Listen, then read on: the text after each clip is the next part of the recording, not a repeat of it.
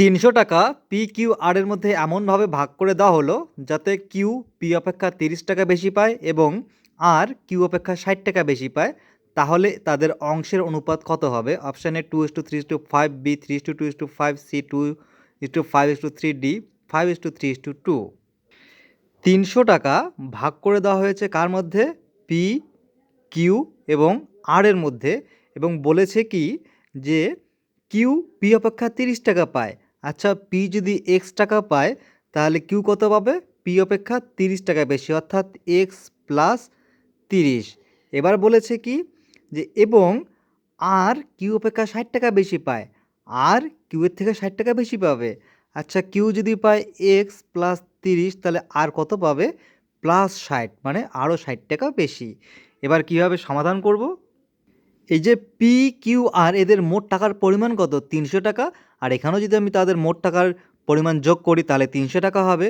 সুতরাং এক্স মানে পি এর টাকা প্লাস এক্স প্লাস ৩০, কিউ এর টাকা প্লাস এক্স প্লাস ৩০ প্লাস ৬০, অর্থাৎ আর এর টাকা, এটা সমান সমান কত হবে? সমান সমান হবে ৩০০ টাকার সমান। এখানে দেখো একটা দুটো তিনটে, 3x প্লাস 30, 30 60 আর 60 120 সমান সমান কী হবে? 300। এবার দেখো 3x ইকুয়াল, এই যে 300 রয়েছে এখানে, 300 থেকে 120 এদিকে গেলে মাইনাস হয়ে যাবে।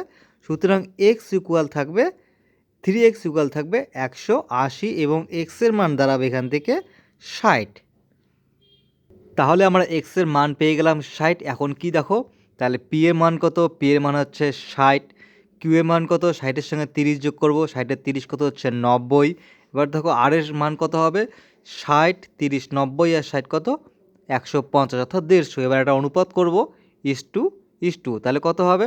দেখো 20, 30 দিয়ে ডিরেক্ট কাটছি, 30 দুগুণা 60 ইস টু 30 দিয়ে 90কে কাটলে থাকবে কত? 3। আর 150কে যদি আমি 30 দিয়ে কাটি কত থাকবে? 5। তাহলে 2:3:5 এটাই হবে আমাদের উত্তর। Option A 2:3:5। এ কোনো একটি কাজ 4 দিনে করতে পারে এবং বি সেই কাজটি শেষ করতে পারে 12 দিনে।